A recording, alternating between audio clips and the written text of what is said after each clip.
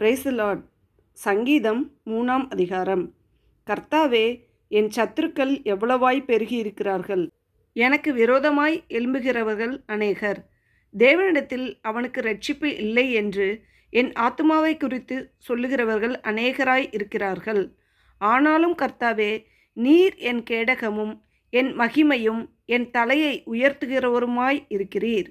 நான் கர்த்தரை நோக்கி சத்தமிட்டு கூப்பிட்டேன்.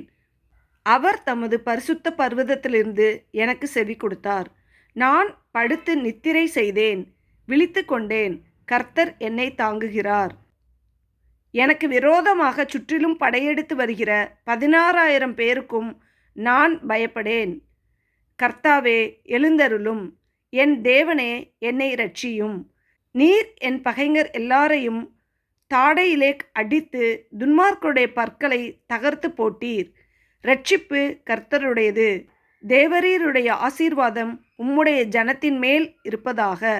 ஆமென்.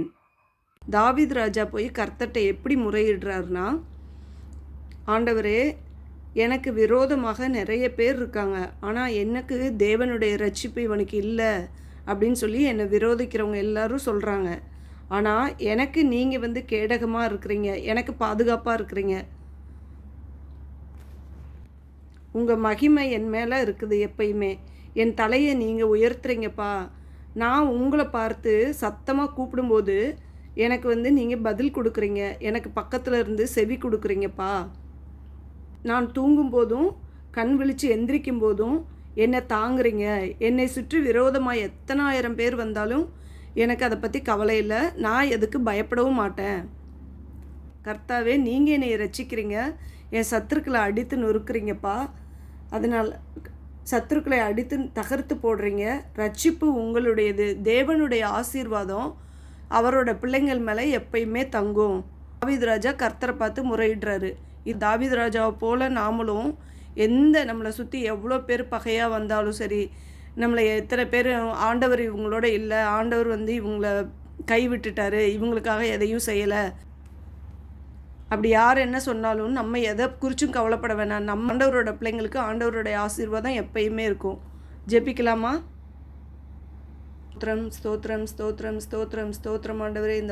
இந்த வசனத்தை வாசித்து தியானிக்க வைத்த கிருபைக்காக உமக்கு ஸ்தோத்திரம் ஆண்டவரே. அப்பா, அந்த வசனத்தில் நீங்கள் சொல்லியிருக்கிறது போல் உம்மை நோக்கி கூப்பிடும்போது நீர் எங்களுக்கு செவி கொடுக்குறவராக இருக்கிறீங்கப்பா.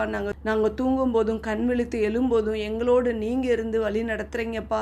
எங்களை நீர் பொறுப்பெடுத்துக் கொள்கிற தயவிற்காக ஸ்தோத்திரம் ஆண்டவரே. எங்களை சுற்றி எத்தனை பகையாளிகள் இருந்தாலும், எங்களுக்கு விரோதமாக எத்தனை பேர் இருந்தாலும் அப்பா, எங்களை மேற்கொள்ள விடாதபடிக்கு நீர் எங்களை பொறுப்பெடுத்துக் கொள்கிறீர். நீர் எங்களை தாங்குகிறீர், தப்புவிக்கிறீர். எங்களை வழி நடத்துகிறவர் நீராக இருக்கிறீங்கப்பா. அதற்காக உமக்கு ஸ்தோத்திரம் ஸ்தோத்திரம்.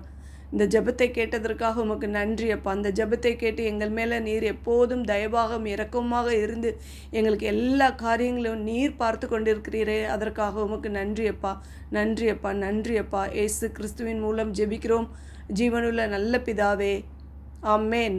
ஹல்லேலூயா, ஹல்லேலூயா, ஹல்லேலூயா.